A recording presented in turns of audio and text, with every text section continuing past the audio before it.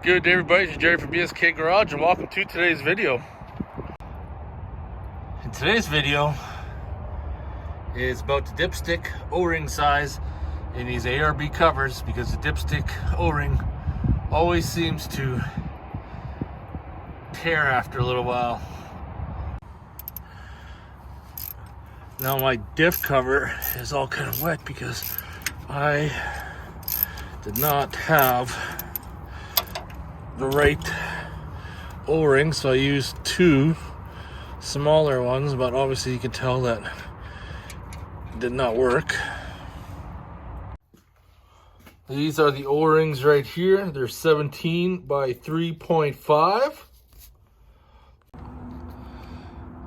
That's the one that I took off, that the wrong size, and this is the new one, 17 mil by 3.5. As you can see, fits up good.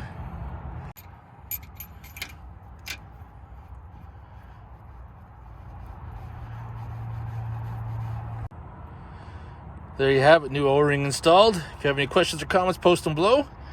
Otherwise, I'll see you guys in the next video. Thanks for watching.